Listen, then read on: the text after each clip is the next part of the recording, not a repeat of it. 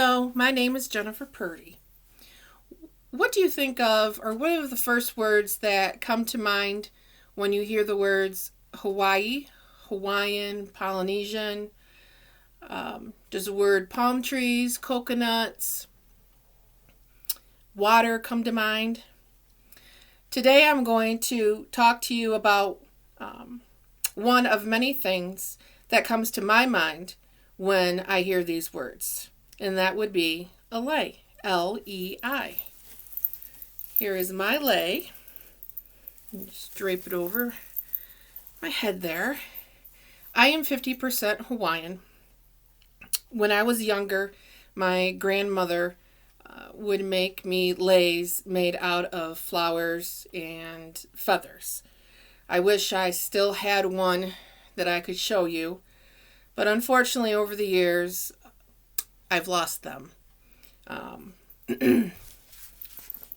But they were beautiful, and she would make them sometimes she'd make them out of real flowers, and they were just so beautiful and so fragrant. So when I found out that we were doing a presentation on cultural diversity, informative, I was very excited, and I wanted to be able to present what I think, what encompasses, there's a lot, but what encompasses my Hawaiian culture, what everybody knows, associates with Hawaiian culture, Polynesian, which are leis. In the Hawaiian culture, the lei is a wreath that is worn around the person's neck. Placing a lei around a person's neck is a symbol of affection. In the 19th and 20th centuries, this was made popular between the Hawaiian culture in the continental United States when welcoming tourists to the area. When the lei is placed over a person's head, there's a reason for this, which leads me to the next topic of symbolism. What does the lei symbolize? There are many reasons why, such as peace, love, hope, or friendship. A lei made out of hala fruit, H-A-L-A, is said to be a symbol of love, desire, transition, and change. Leis are also used in religious ceremonies, school dances, weddings, and graduations.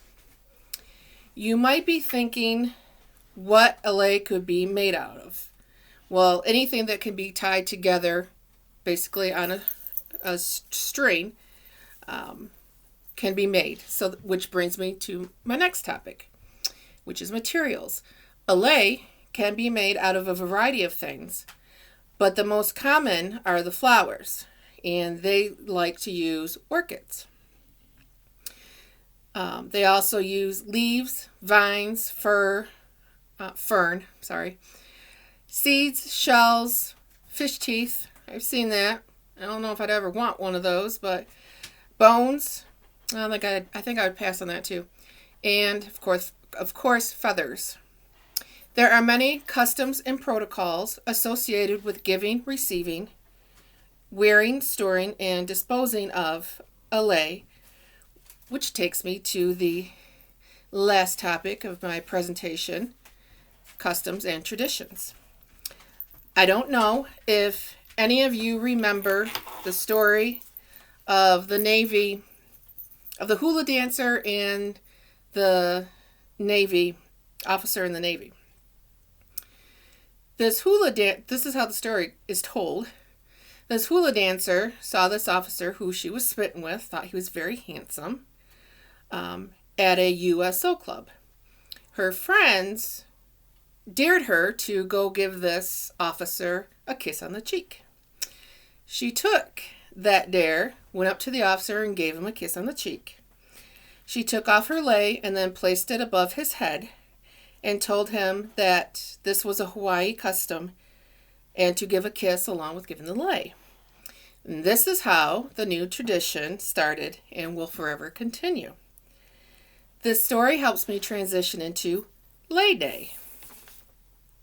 In 1928, there was a reporter for one of the local Hawaiian newspapers. Her name was Grace Tower Warren.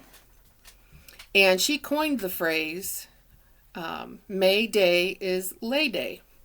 She came up with the idea of making May 1st a holiday in conjunction with May Day. And there you have May Day is Lay Day, every May 1st. In 2008, a celebration, a world record was set for the world's largest lei.